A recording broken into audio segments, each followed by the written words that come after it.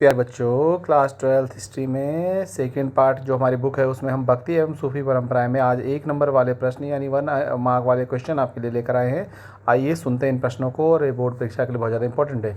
भाग 1 है, भाग 2 इसके बाद आएगा। पहला प्रश्न है बच्चों आपके सामने स्क्रीन पर कि भारतीय उपमहाद्वीप में पूजा प्रणालियों की कौन सी 2 प्रक्रियाएँ कार्य कर रही थी। तो इसका सही जवाब है बच्चों महान परंपरा और लघु परंपरा। ठीक है, दूसरा प्रश्न है बच्चों, महान परंपरा और लघु परंपरा शब्द का इस्तेमाल किस विद्वान ने किया है। तो इसका सभी जवाब है बच्चों रॉबर्ट रेडफील्ड नाम के विद्वान ने महान परंपरा और लघु परंपरा नाम के शब्दों का इस्तेमाल किया है। अगला प्रश्न है बच्चों, भारतीय उपमहाद्वीप में महान परंपरा और लघु परंपरा शब्द के बीच संवाद के 2 उदाहरण दीजिए। तो इसका जवाब है पुरी का जगन्नाथ मंदिर और देवी की पूजा पद्धति, या जिसको तांत्रिक पद्धति भी कहते हैं। इस प्रकार से बच्चों अगला प्रश्न आपके सामने आता है। चौथा प्रश्न, जगन्नाथ देवता का मंदिर किस राज्य में स्थित है। तो बच्चों इसका जवाब है उड़ीसा के पुरी नामक शहर में स्थित है। अगला प्रश्न है बच्चों, जगन्नाथ को किस देवता का रूप या स्वरूप माना जाता है। तो इसका सही जवाब है बच्चों विष्णु का रूप या स्वरूप माना जाता है। छठवां प्रश्न है बच्चों, जगन्नाथ की मूर्ति का निर्माण किस विशेष प्रकार से किया जाता है। तो इसका सही जवाब है लकड़ी के द्वारा स्थानीय जनजाति के लोगों के द्वारा बच्चों किया जाता है।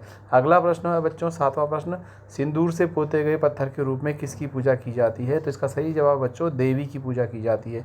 अगला प्रश्न है बच्चों आपके सामने, देवी की आराधना पद्धति को किस अन्य नाम से भी जाना जाता है, इसकी विशेषता भी बताइए। तो बच्चों देवी की आराधना पद्धति को तांत्रिक पूजा पद्धति के नाम से भी जाना जाता है, और इसकी विशेषता है कि इसमें वर्ण भेद और वर्ग के भेद का अभाव होता है, यानी कि इसमें भेदभाव नहीं किया जाता है, महिला पुरुष और जाति का भी नहीं भेदभाव करते हैं।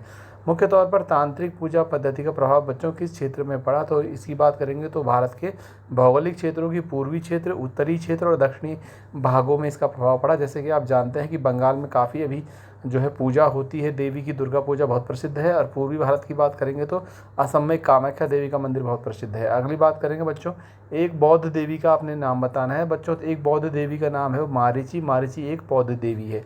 अगला प्रश्न है बच्चों, उपासना की कविताओं का संबंध जो है किससे है। तो उपासना की कविताओं का संबंध बच्चों भक्ति परंपरा से है। अगला प्रश्न देखते हैं, प्रारंभिक भक्ति परंपरा से बच्चों आप क्या समझते हैं। तो बच्चों दक्षिण भारत में जन्मे भक्ति आंदोलन में जब अलवार और नैनार भक्ति संत भजनों का तमिल भाषा में गायन करते थे और इष्ट देव का भी ध्यान करते थे, तब यह पूरी परंपरा भक्ति परंपरा कहलाए। इसकी कई विशेषताएं हैं।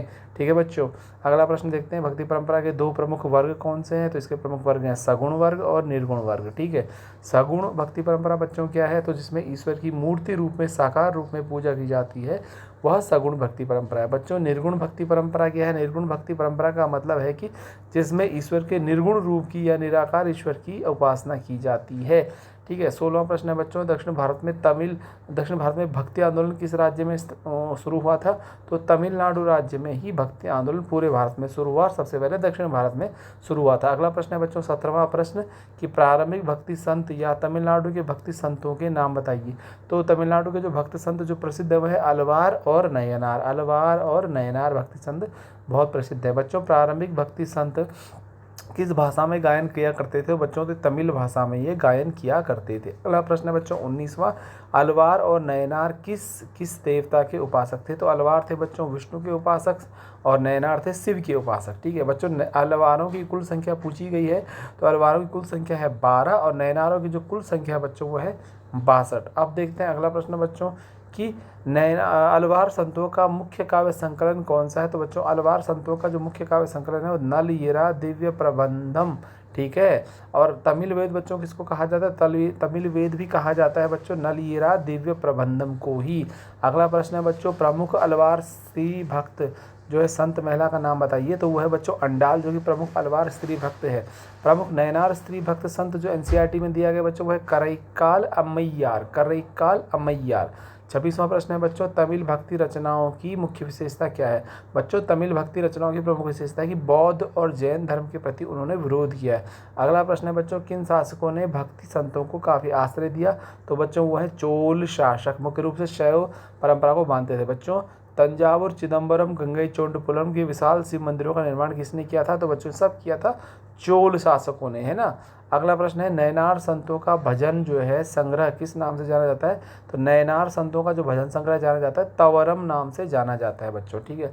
बच्चों वीर शैव परंपरा का अन्य नाम क्या है? तो बच्चों वीर शैव परंपरा का अन्य नाम है लिंगायत परंपरा। अगला प्रश्न है बच्चों की वीर शैव परंपरा की स्थापना किसने की थी? तो वो बसवन्ना नाम के व्यक्ति ने की थी, ठीक है। ब्राह्मण थे बसवन्ना, ठीक है। 35वां प्रश्न है बच्चों की नटराज की कांस्य प्रतिमा का आविष्कार किस काल में हुआ? वह नटराज किस देवता की मूर्ति है? तो बच्चों इसका सही जवाब है चोल काल की यह मूर्ति है और शिव जी की मूर्ति है नटराज की, ठीक है। कांसे की बनी होती है, काले रंग की होती है।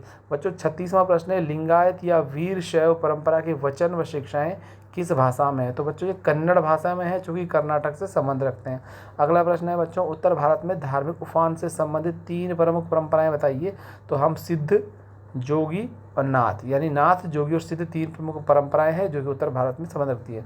तो ये हुए बच्चों आपके बहुत महत्वपूर्ण 37 प्रश्न। अगला मैं भाग आपके सामने बहुत जल्द लेकर आने वाला हूँ। सब ये प्रश्न जो है बोर्ड परीक्षा के लिए आपके लिए बहुत ज़्यादा इंपॉर्टेंट है। उम्मीद करता हूँ आप इनको पढ़ेंगे, समझेंगे और परीक्षा में अच्छे से अच्छे 100 आउट ऑफ 100 मार्क्स लाएंगे। थैंक यू, धन्यवाद और मेरा चैनल ज़रूर सब्सक्राइब